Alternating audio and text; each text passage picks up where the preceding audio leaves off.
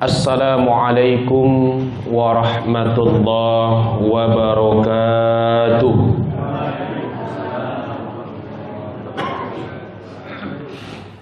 Alhamdulillahilladzi arsala rasulahu bil huda wa dinil haqq liyuzhirahu 'alad dini kullihi wa kafa billahi syahida.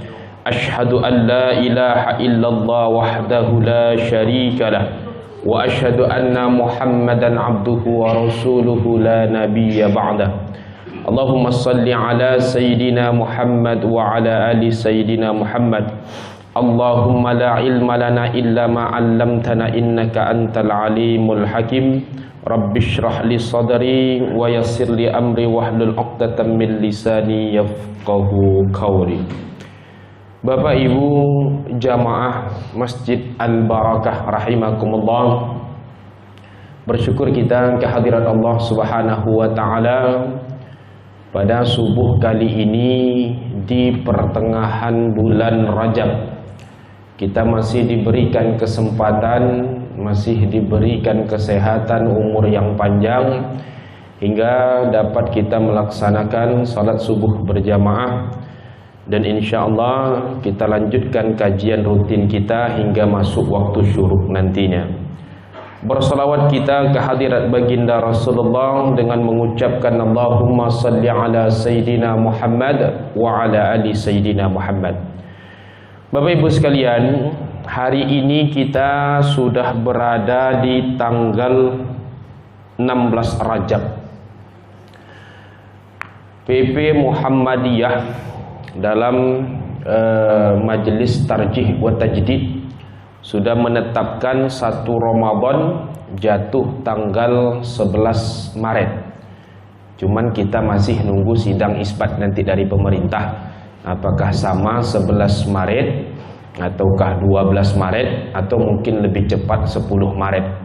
Karena menentukan awal bulan itu ada 2 cara. Di dalam Al-Quran surat Al-Baqarah 185 sampai 186 Allah terangkan, man ra'a minkumus syahra falyasum. Siapa yang nampak bulan maka berpuasalah. Ini metode pertama, dengan cara menengok anak bulan, ru'yat istilahnya dalam bahasa kita. Maka ru'yat ini metode pertama untuk menentukan sudah masukkah 1 Ramadan, sudah masukkah 1 Syawal. Ini metode pertama.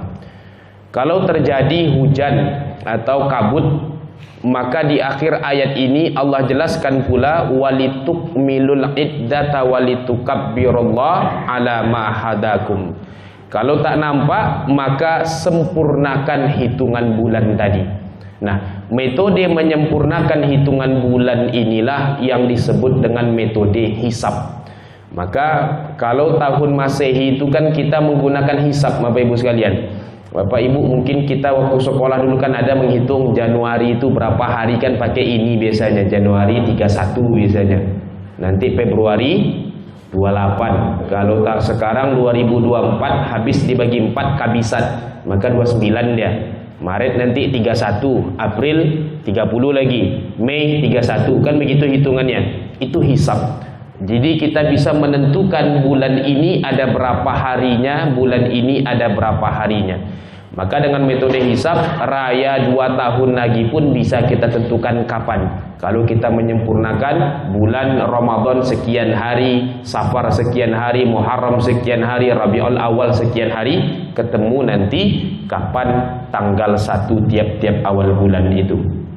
Nah, karena sekarang berada di bulan Rajab, artinya ada 1 bulan setengah kurang lebih lagi bagi bapak ibu yang belum mengqadha puasa. Ada 1 bulan setengah lagi untuk kita dapat mengqadha puasa. Biasa kan ibu-ibu banyak nih halangannya.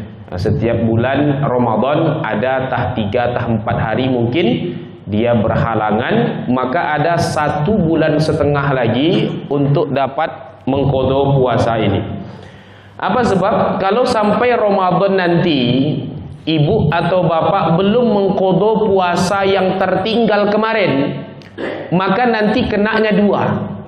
Satu, qadha tetap wajib ditunaikan, dua ditambah dengan fidyah. Dua kenanya. Jadi sama hukumnya seperti seorang ibu yang tak berpuasa karena mengandung atau sedang menyusui. Orang mengandung atau menyusui itu kan tak puasa kan dua sebab. Satu, karena memang ibu tu yang tidak kuat. Kalau tidak minum obat dia mabuk dia sepanjang hari. Kalau tidak minum obat dia pingsan mungkin umpamanya dalam kondisi yang lemah betul. Maka dalam kondisi itu kalau dia batalkan cukup dia qadha saja karena memang dianya yang tak kuat. Dalam kasus yang kedua, ibu tu kuat puasa, cuman anaknya yang bermasalah. Kalau dia lanjut puasa maka janinnya bermasalah. Kalau ibu yang sedang menyusui itu lanjut puasa, tak makan, tak minum, mungkin tak keluar ASI-nya. Kalau tak keluar ASI menangis anak masih 6 bulan ke bawah.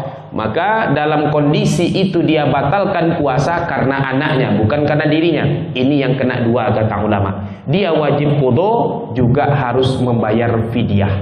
Sama dengan orang yang sampai Ramadan nanti tidak dia tunaikan qadha puasa yang tertinggal kemarin, juga kenanya dua. Qadha tetap wajib ditunaikan plus fidyah, bonus dapat dosa. Apa sebab? Karena melalaikan. Seboleh bulan Pak untuk mengqadha puasa, masa tidak sempat dia mengganti puasa yang tertinggal itu. Maka Bapak Ibu sekalian, ini kurang lebih 1,5 bulan lagi, mana kita yang belum menunaikan qadha yang tertinggal masih bisa 1,5 bulan lagi. Yang kedua, karena sekarang berada di bulan Rajab, kami sampaikan pula ada beberapa hadis palsu yang selalu berkeliaran atau selalu menyebar ketika masuk bulan Rajab. Apa di antara hadisnya? Mungkin Bapak Ibu ada masuk WA, SMS atau baca mungkin di media sosial, bunyinya seperti ini. Siapa yang berpuasa 1 hari di bulan Rajab, maka sama halnya dengan beribadah 1 tahun namanya. Siapa yang puasa 2 hari, maka seperti ia berpuasa 2 tahun.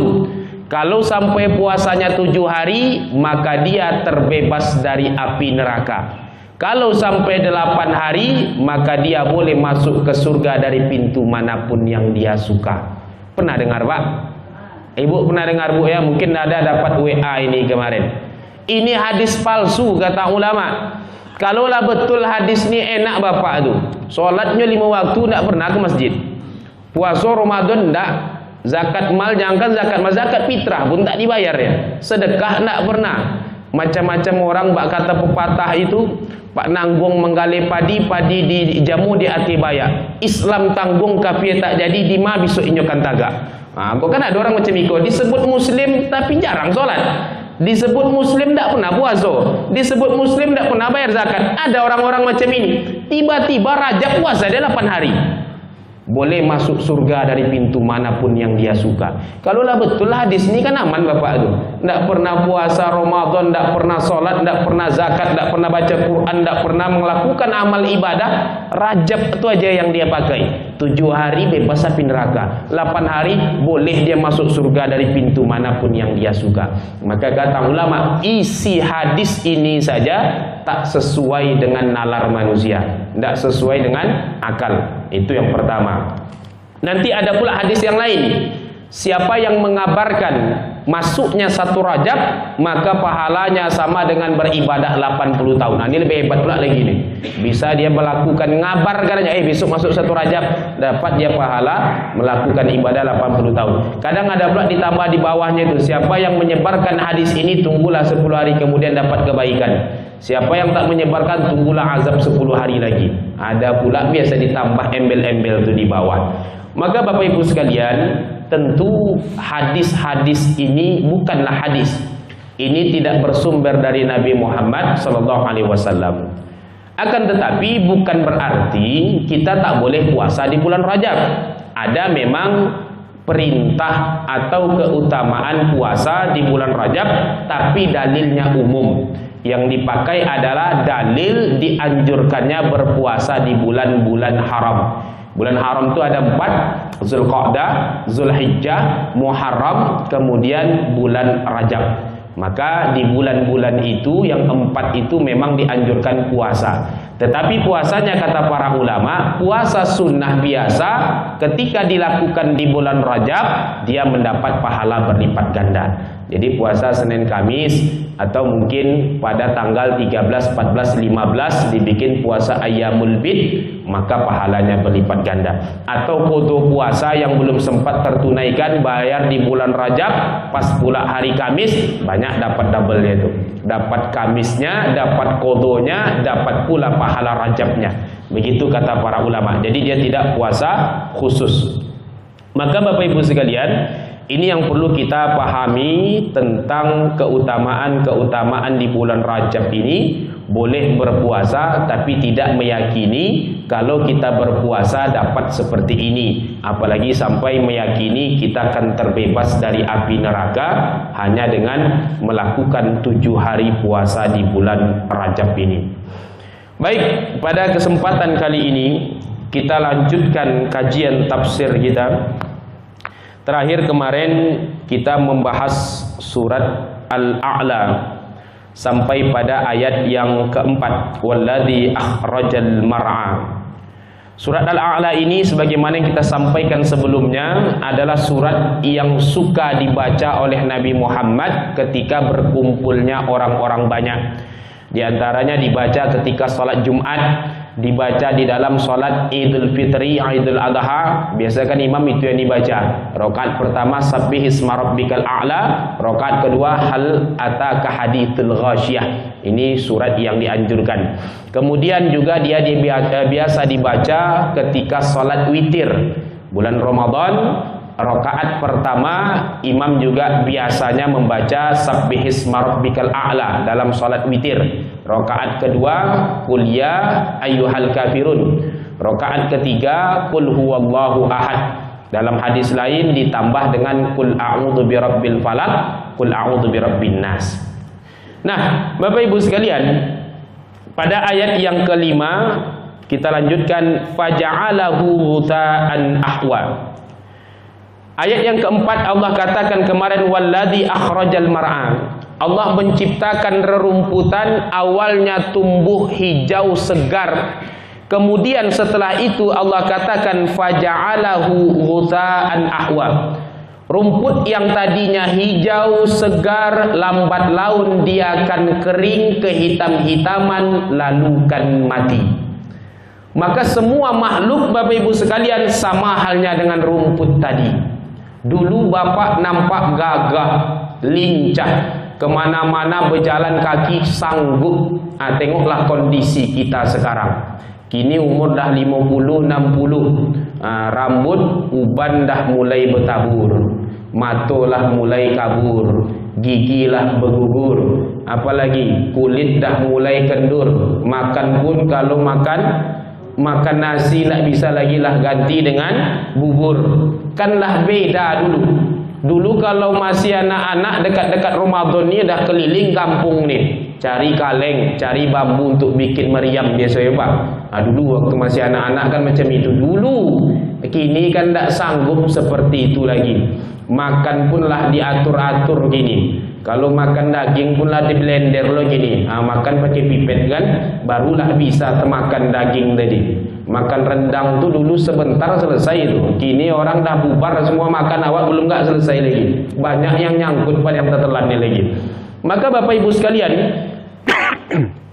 ini signal bahwasanya gagah kita, hebat kita, lincah kita takkan lama. Kata Nabi, amaru ummati ma baina sittina ila sab'in. Umur umatku itu hanya antara 60 sampai 70 tahun cuman. Itu kata Nabi. Maka itu sering saya ingatkan kita yang dah umur 60 ke atas, hati-hati je lah. Itu dah signal-signal, dah nampak rambut mulai memutih, kulit mulai kena. Itu signal dari Allah tak lama lagi kita akan masuk kubur. Walaupun tidak ada jaminan yang tua itu duluan. Karena banyak juga orang dah tua tapi masih sehat badannya, yang muda duluan. Kan ada ya seperti itu. Cuman logika kita, kalaulah yang muda saja bisa meninggal, lebih-lebih lagi yang sudah tua, kan begitu.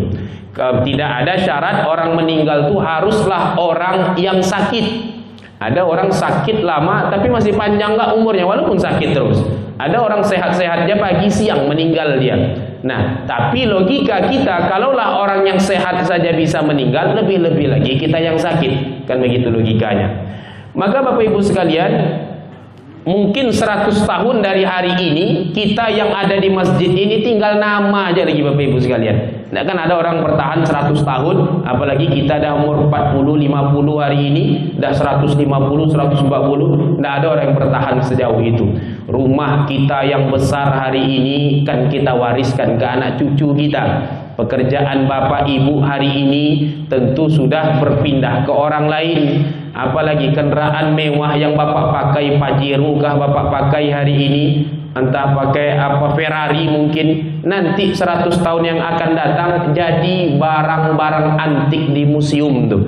Apa sebab? Ya sudah tidak lagi modern dia, tidak lagi yang terbaru, itu sudah dimuseumkan orang. Nama kita mungkin juga sudah dilupakan orang. Samalah kita, berapa sering kita menyebut nama kakek buyut kita, jarang sekali. Nama kakek awaknya jarang menyebut. Kadang ada yang tidak tahu nama kakeknya sama sekali, tahu paling nama bapaknya. Nah, tentu 100 tahun yang akan datang, nama kita pun mungkin kan dilupakan orang. Maka tentu mengingat kematian ini penting Bapak Ibu sekalian. Di zaman Khalifah Harun al-Rashid, ada seorang laki-laki namanya Bahlul. Orang di zaman itu menyebutnya Al-Majnun, orang gila. Apa sebab? Setiap hari kerjanya duduk di pemakaman. Di situ saja makan, mandi segala macam, dia mengorek-ngorek apa yang ada di sana saja. Sehingga Raja Harun al-Rashid setiap kali bertemu dengan Bahlul merasa iba dengan Bahlul tadi. Suatu ketika ia lewat dekat pemakaman, nampak Bahlul sedang manjat pohon. Kata Harun al-Rashid berteriak, Bahlul, sampai kapan kau ni kan gila? Tak bisakah kau jadi orang yang waras? Apa kata Bahlul? Hoi Raja, siapa yang gila? Saya atau kau yang gila? Turunlah Bahlul tadi. Kata Raja Harun al-Rashid, bagaimana kau mengatakan aku gila? Apa kata Bahlul? Engkau tahu istana yang kau sekarang tempati itu tidak abadi, nanti dia akan runtuh, engkau akan meninggalkannya, tapi kau sibuk mengurus istanamu saja. Tempat yang aku diami hari ini, kuburan ini abadi, sampai kapanpun kita akan berada di dalamnya nanti. Tempat yang lebih lama kita tempati dari istanamu. Terdiam Raja Harun al-Rashid mendengarkan itu. Kalau begitu wahai Bahlul, coba kau sebutkan apa permintaanmu, aku akan penuhi permintaanmu. Baik, kata si Majnun tadi, atau kata si Bahlul tadi kepada Raja Harun al-Rashid, kalau kau memang raja, aku minta 3 permintaan. Apa? Kata Raja Harun al-Rashid, yang pertama, bisakah kau panjangkan umurku? Kata Raja Harun al-Rashid, aku tak sanggup wahai Bahlul. Kalau kau tak sanggup, aku minta permintaan yang kedua. Apa permintaanmu? Bisakah engkau mencegah malaikat maut mencabut nyawaku? Aku pun tak mampu wahai Bahlul, kata Raja Harun al-Rashid. Kalau begitu aku minta permintaan ketiga. Bisakah engkau memasukkan aku ke surga dan menjauhkan aku dari siksa neraka? Kata Raja Harun al-Rashid, aku pun tak sanggup melakukan itu. Kata Bahlul, kalau begitu kau bukan raja, engkau adalah budak, engkau adalah hamba dunia. Nah, maka Bapak Ibu sekalian, tentu kalau kita menengok kisah Bahlul dengan Harun al-Rashid tadi, kehidupan ini hanyalah titipan sebentar saja, maka tak perlu kita terlalu terobsesi dengan kehidupan kita atau terlalu bangga dengan apa yang Allah berikan kepada kita di dunia. Kita punya jabatan kecil atau mungkin besar menurut kita, tentu tidak harus menjadikan kita meninggalkan ibadah. Maka pernah saya kisahkan di dalam surah Al-Kahfi itu ada raja, kekuasaannya dari timur sampai ke barat, tapi tetap taat dia kepada Allah. Siapa nama rajanya? Zulkarnain. Zulkarnain itu kekuasaannya dari timur sampai ke barat. Maka dalam riwayat disebut tidaklah ada raja di muka bumi yang kekuasaannya dari timur sampai ke barat. Tapi dua mukmin, dua kafir. Siapa yang kafir itu? Satu, Raja Namrud yang hidup di zaman Nabi Ibrahim alaihissalam. Kekuasaannya dari timur sampai ke barat, tapi kafir dia. Yang kedua, Raja Bukhtun Nasar. Ini hidup di zaman Nabi Zakaria, Yahya, Nabi Isa alaihissalam. Kemudian yang ketiga adalah Raja Sulaiman. Nah, Nabi Sulaiman ini juga dia bukan hanya berkuasa atas manusia, tapi juga berkuasa atas hewan dan jin. Nah, tapi walaupun kekuasaannya luas, tetap dia taat pada perintah Allah. Yang kedua, yang mukmin tadi, Raja Zulkarnain. Ini raja yang dikisahkan di dalam surat Al-Kahfi yang mengurung Ya'jud dan Ma'jud. Jadi dikurungnya Ya'jud dan Ma'jud dalam sebuah tembok, lalu Allah janjikan tembok itu nanti akan runtuh ketika datang hari kiamat. Nah, yang mengurungnya itu Ya'jud dan Ma'jud itu adalah Raja Zulkarnain. Dari timur sampai ke barat kekuasaannya, tapi tidak menjadikan dia sombong dan tidak mentaati perintah Allah. Awak barulah ikut ketua panitia. Berapalah luas kekuasaan ketua panitia? Ketua panitia Ramadan contoh, satu masjid, satu RW paling kekuasaan kita. Ketua panitia MTQ kecamatan, sekecamatan paling. Nah, tentu dibandingkan dengan Zulkarnain, dibandingkan dengan Nabi Sulaiman, jauh apa yang kita diamanahkan kepada kita ini, maka tidak boleh kita menjadi congkak dan sombong dengan kekuasaan itu. Kita menganggap diri kita sudah paling berilmu. Maka tengoklah dalam surah Al-Kahfi ada kisah Nabi Musa alaihissalam. Nabi Musa itu gelarnya Kalimullah, orang yang bisa bercakap-cakap langsung dengan Allah. Apakah lantas dia menjadi congkak dan sombong? Tidak. Allah perintahkan, wahai Musa, belajarlah dari hamba kami. Siapa hamba kami di sini? Nabi Khidir alaihissalam.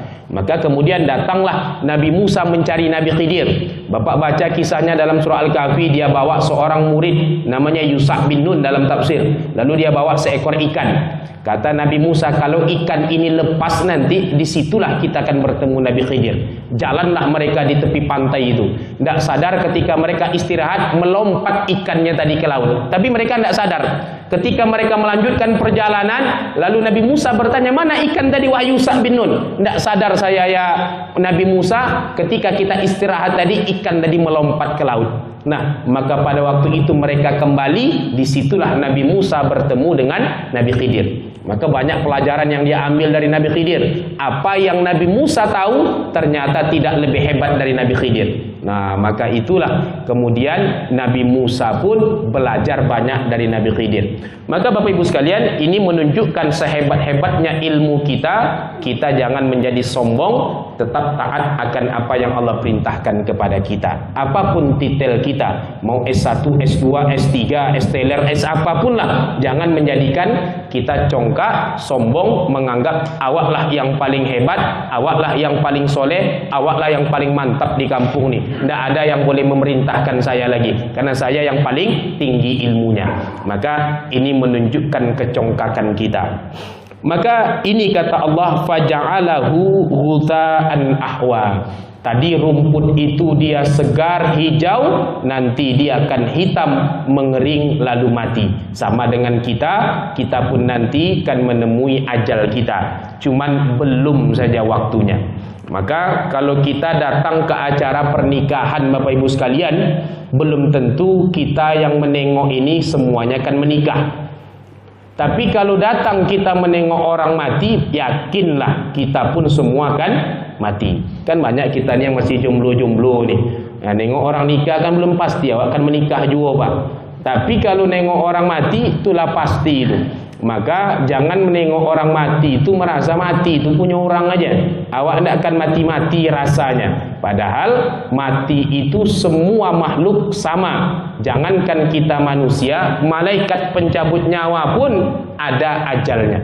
Karena yang kekal itu hanya Sang Khalik, Sang Pencipta saja.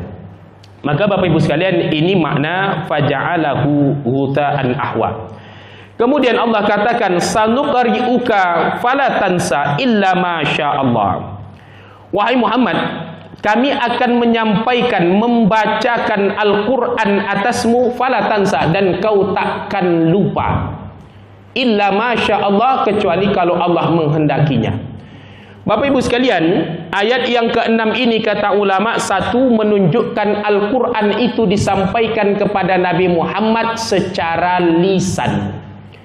Nah, kan ada yang bertanya mungkin, apakah Al-Quran itu disampaikan dalam bentuk lembaran-lembaran yang dituliskan kepada Nabi atau dalam bentuk kitab yang utuh? Tidak, dia disampaikan dalam bentuk lisan. Ada beberapa cara nanti malaikat Jibril menyampaikan itu kepada Nabi Muhammad. Ada kalanya malaikat Jibril berubah menjadi seperti manusia, seorang laki-laki, lalu menyampaikan itu kepada Nabi Muhammad. Kadangkala beliau datang dalam wujud aslinya.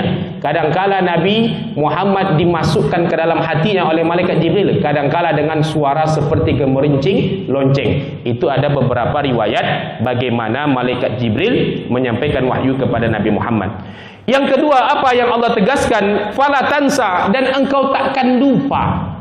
Ini menunjukkan Nabi Muhammad punya kecerdasan luar biasa. Kalau awak ngapal Quran dapat pangkal lupa ujungnya, Pak. Dapat ujung lupa pangkal. Dapat pangkal ujung lanjutannya tak hafal. Ayat yang satu nyambungnya tak kemana-mana. Kan banyak macam itu. Nabi Muhammad itu luar biasa kecerdasannya. Muncul pertanyaan. Nabi Muhammad disebut fatonah, cerdas. Di dalam ayat ini dikatakan dia takkan lupa atas wahyu yang diberikan Allah kepadanya. Tapi di dalam ayat lain Nabi itu disebut ummi.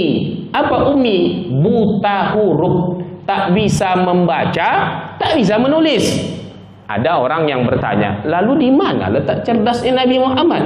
Bukankah dia seorang yang ummi, tak pandai membaca? Nabi itu tak pandai pula menulis, Pak. Lalu di mana letak kecerdasannya?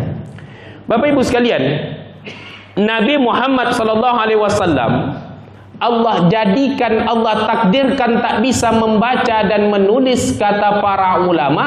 Justru disitulah mukjizatnya. Coba bayangkan kalau Nabi itu pandai membaca, lalu dia suka membaca syair-syair yang ada di zaman itu. Datang dia ke perpustakaan orang Yahudi, bacanya syair-syair, bacanya buku-buku. Lalu kemudian umur 40 tahun dia turun dari Gua Hira, dia katakan saya mendapat wahyu dari Allah. Ini wahyunya, ini bunyi ayatnya. Kira-kira orang percaya atau enggak? Mungkin orang tak percaya. Apa sebab? Muhammad memang suka membaca. Dia memang hebat menulis syair. Jangan-jangan ini syair yang dia karang, lalu dia katakan ini dari Tuhan. Tentu orang tidak akan yakin dengan Al-Quran ini dari Allah. Karena Nabi Muhammad pandai membaca, hebat menulis syair. Tapi kalau tiba-tiba Nabi Muhammad tidak pandai membaca, tidak bisa menulis apa-apa pun, lalu dia katakan ini ayat dari Allah, macam mana orang akan membantahnya?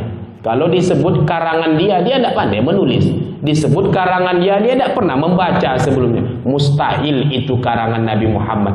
Inilah salah satu hikmah kenapa Allah menjaga Nabi Muhammad itu tak pandai membaca dan menulis.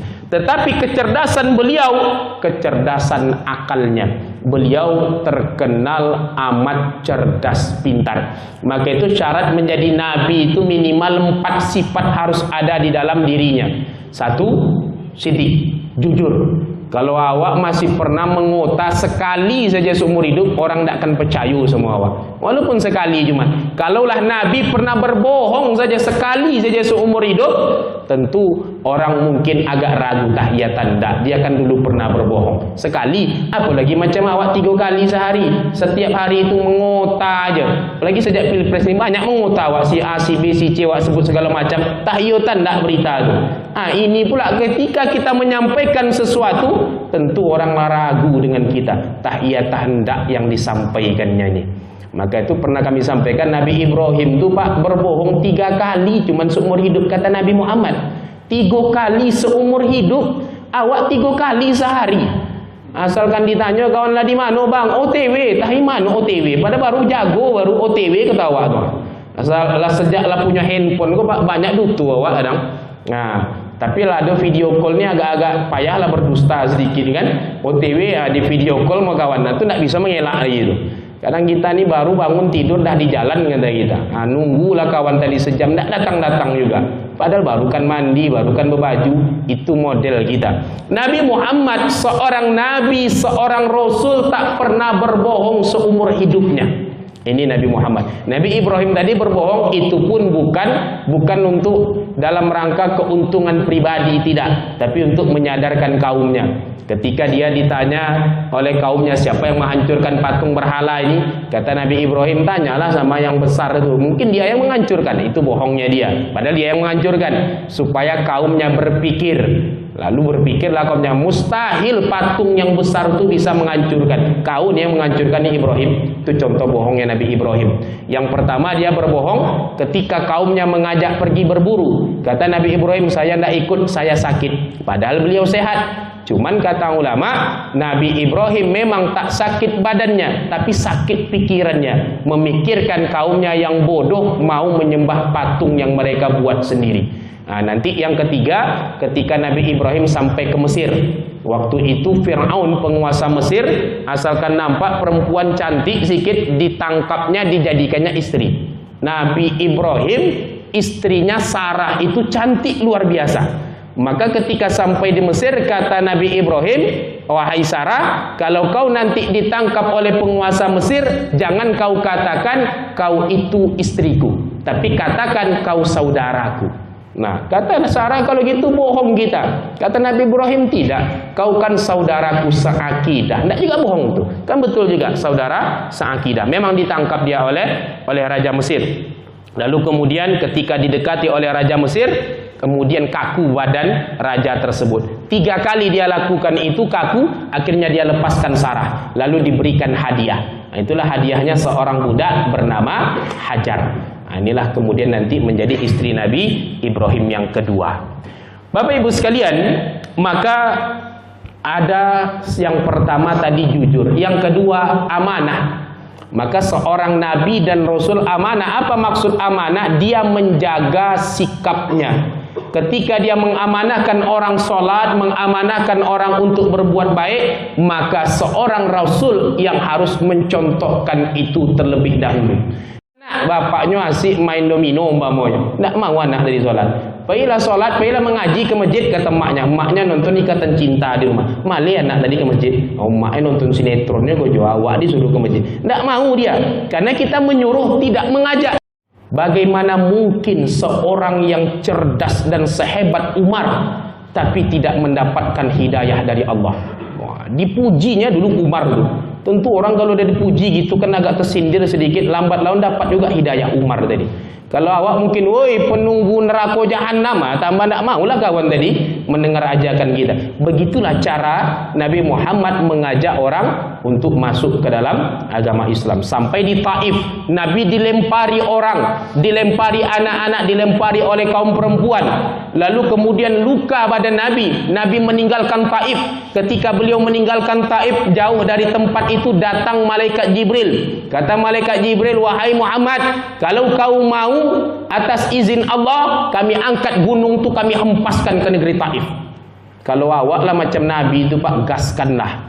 Cubalah bapak di toko preman di simpang tu, lari bapak di situ, jumpa kawan TNI pula, bawa anggota. Kalau bapak mau pak, kami habiskan preman tu, gaskanlah. Oh semangat lagi kita dapat tiba-tiba bantuan. Kan begitu kalau awak. Nabi Muhammad apakah dia katakan demikian? Tidak. Ini contoh cerdasnya Nabi Muhammad dalam berdakwah. Jangan, kata Nabi Muhammad, mana tahu bisa jadi nanti Allah akan jadikan negeri ini tempat lahirnya para ulama-ulama. Itu contoh Nabi Muhammad, cerdas emosionalnya, dia bisa meletakkan mana yang bagus dilakukan, mana yang harus ditinggalkan. Itu fatonah. Kemudian tabligh, Nabi tidak ada menyembunyikan apapun yang Allah sampaikan kepada beliau. Kalaulah boleh Nabi itu tidak menyampaikan apa yang Allah sampaikan kepada umat manusia ini, banyak ayat-ayat Al-Quran ini yang tidak disampaikan Nabi. Karena ada ayat Al-Quran itu yang berisi teguran kepada Nabi Muhammad. Kalau Nabi itu tidak menyampaikan yang tak berguna, yang mungkin akan mencederai nama baik Nabi, mungkin disembunyikan Nabi. Nabi tidak. Apapun ayat yang kita baca dalam Al-Quran, itulah yang disampaikan kepada Nabi Muhammad. Sampai kata kul pun Nabi sampaikan. Harusnya kan kata kul itu tidak perlu ditulis dalam Al-Quran, karena itu perintah kepada Nabi. Kul, katakan hai Muhammad. Tapi kata kul itu tetap dituliskan di dalam Al-Quran. Tidak, harusnya kan kita baca kul huwallahu ahad itu kan huwallahu ahad, Allahus samad. Itu saja. Kulnya tidak perlu diucapkan. Kul a'udzu birabbil falaq, a'udzu birabbil falaq, itu saja. Kata kul itu kan perintah, katakan a'udzu birabbil falaq. Maka itu kata ulama tafsir, Nabi tidak menyembunyikan walau satu kata pun di dalam Al-Qur'an, semuanya disampaikan dan dituliskan oleh para sahabat. Itu makna sanuqri'uka fala tansa illa masya Allah, kecuali Allah berkehendak. Kata ulama, makna Allah berkehendak itu maksudnya Allah menyatakan kekuasaannya. Nabi Muhammad itu tak akan lupa dia kecuali Allah berkehendak. Walaupun begitu kokoh hebatnya ingatan Nabi Muhammad, tapi Allah maha berkuasa atasnya.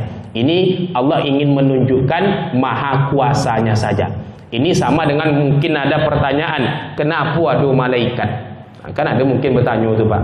Allah kan bisa mencabut nyawa itu sendiri. Allah kan bisa menyampaikan wahyu kepada Nabi Muhammad langsung. Kenapa ada malaikat Jibril? Kenapa ada malaikat maut? Kenapa ada malaikat ini? Maka kata ulama, Allah ingin menunjukkan kuasanya. Kalaulah Allah ingin menunjukkan kuasanya, kalau kita bisa menengok bagaimana malaikat tadi luar biasanya, Allah berkuasa atasnya. Ini menunjukkan Allah jauh lebih hebat, jauh lebih mantap lagi, lebih besar dari semua malaikat-malaikatnya. Kalau malaikat itu kan masih ada sebagian nabi dan rasul yang bisa panca indera mereka menjangkau para malaikat tadi. Maka Bapak Ibu sekalian, innahu ya'lamul jahra wa ma yakhfa, sungguh Allah itu mengetahui apa yang nampak dan apa yang tersembunyi. Mengapa di dalam ayat ini Allah menyebutkan Allah mengetahui yang nampak dan tersembunyi? Harusnya kan Allah mengatakan dia mengetahui yang tersembunyi saja. Sebab kalau dia mengetahui yang tersembunyi, tentu yang nampak lebih tahu lagi. Kan begitu logika kita. Kalau Bapak katakan saya bisa menengok barang tersembunyi, barang nampak tak usah disebut lagi. Karena yang nampak tentu dia lebih tahu.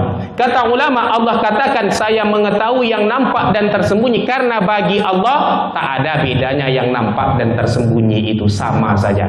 Maka itu Allah tuliskan dua-duanya, Allah mengetahui yang nampak dan yang tersembunyi. Bapak Ibu sekalian, ayat yang ke-8 Allah katakan wa nuyassiruka lil yusra. Wahai Muhammad, kami mudahkan untukmu menjalankan perintah agama yang mudah ini. Jadi Bapak Ibu sekalian, Allah mengatakan kami turunkan kepadamu Al-Quran, kau tak akan lupa, dan kami mudahkan bagimu untuk mengamalkannya. Semua amal ibadah di dalam ajaran agama Islam ini mudah, tidak ada yang sulit. Apa contohnya? Orang wajib sholat, wajib puasa, itu ada syarat. Apa syaratnya? Apakah semua orang Islam itu wajib sholat, wajib puasa? Tidak. Maka di dalam pembahasan kita beberapa bulan yang lalu, kitab Fathul Qorib ditulis, orang yang wajib sholat itu 3 syaratnya, Pak. Yang pertama, Islam dia. Apakah setiap orang Islam itu wajib sholat? Tidak. Itu mudahnya Islam. Lalu siapa saja yang wajib sholat itu? Baliklah sampai umurnya. Jadi kalau bapak belum balik, ada anak kita belum balik, maka tidak wajib dia sholat. Berapa usia balik itu? Kalau anak laki-laki sampai bermimpi dia. Kalau anak perempuan sampai masuk masa haidnya. Maka ini yang nanti dijadikan standar anak yatim. Maka kata Nabi, la yutma ba'da ihtilam. Tidak lagi seorang anak itu dikatakan yatim kalau sudah bermimpi. Jadi syarat yatim itu bukan asal meninggal bapaknya yatim, pakai batasan umur. Kalaulah asal meninggal bapaknya yatim, pas santunan anak yatim banyak bapak-bapak ibu yang datang. Lah banyak bapak-bapak yang dah meninggal bapaknya semua kan yatim juga semua tuh, tidak bisa. Diberi batasan. Lalu batasannya apa? Itu tadi. Kalau tidak dia bermimpi, kalau dia tidak haid bagaimana? Kan itu pula. Kan tidak mungkin pula dicek pula satu-satu sama pengurus anak yatim. Kola mimpi itu belum. Ini anak dia sampai akil balik atau belum. Maka ulama memberikan batasan maksimal 15 tahun Qamariyah. Maka 15 tahun itulah usia maksimal seorang anak itu dikatakan yatim. Ini jumhur ulama. Walaupun nanti ada pendapat lain yang mengatakan tidak, sampai dia mampu mencari kehidupannya sendiri. Ini ada satu pendapat juga. Maka itu nanti di beberapa tempat mungkin selagi dia belum bekerja masih diberikan santunan tadi. Itu ada beberapa ketentuan. Ada pendapat ulama tentang itu. Maka kalau dia sudah seorang muslim, sudah sampai umurnya 15 tahun, apakah dia wajib sholat? Belum tentu. Ada syarat yang ketiga. Apa syarat yang ketiga? Akil, berakal. Kalaupun dia Islam, kemudian sudah cukup umur, tapi tidak berakal kawan tuh, gilo umpamanya, maka tidak wajib sholat atasnya. Maka kalau ada kita tinggal tetangga kita Islam ya tidak cukup umur tidak sholat, mungkin gilo kawan tuh. Itulah syarat dia tidak sholat. Puasa nanti tidak wajib juga dia puasa. Tidak wajib puasa, tidak wajib qadha, tidak wajib fidyah. Orang gila itu tidak ada kewajiban syariat kecuali satu, zakat. Zakat itu aja kata ulama yang diwajibkan atas orang gila, yang membayar adalah orang yang berkuasa atas orang tadi. Kalau mungkin anaknya, bapaknya lah yang bayar. Kalau orang tuanya ya anaknya lah yang membayar. Itu saja. Sholat, puasa, ketentuan-ketentuan ibadah lain tidak ada kewajiban kepada orang tadi. Mudah. Artinya dalam kondisi itu saja orang wajib sholat. Sholat pun Allah permudah nanti. Di dalam kitab itu dijelaskan, orang sholat salah satu ketentuannya dia harus berdiri. Tidak sanggup berdiri, duduk, tidak boleh duduk baring. Tidak mampu menggerakkan anggota badan, dia boleh dengan isyaratnya. Tidak sanggup dia berwudu, boleh tayamum. Kita dalam keadaan junub, air payah. Tapi kalau gini tidak mungkin air payah, hujan setiap hari. Dari pagi sampai malam hujan terus kan. Maka dia boleh tayamum. Nah, tayamum itu pengganti mandi dan pengganti wudu. Makanya saya sampaikan kemarin, orang yang dalam keadaan junub, air tak ada, maka dia boleh tayamum. Apakah tayamum, wudu sama mandi itu sama-sama? Jangan nanti pas karena kita junub, tayamum berguling-guling pula di atas tanah tu. Kalau mandi kan disiram semua badan. Tayamum berarti harus kena pula debu semua badan. Tak, sama saja tayamumnya. Allah mudahkan. Tidak ada yang sulit. Bulan Ramadan nanti puasa. Saya dalam keadaan safar nih, tidak bisa saya berpuasa. Boleh dibatalkan. Tapi nanti diqadha. Tapi ingat, membatalkan puasa itu baru boleh kalau sudah lewat jarak safar. Maka tuh sering saya sampaikan Bapak Ibu sekalian, puasa wajib sama puasa sunnah itu ada beberapa perbedaan. Satu, bedanya tempat meletakkan niat. Dalam mazhab Syafi'i, kalau puasa wajib harus berniat minimal sebelum azan subuh. Jadi kita mulai menahan puasa itu ketika azan, bukan ketika imsak. Ketika imsak itu masih boleh makan, Bu? Masih.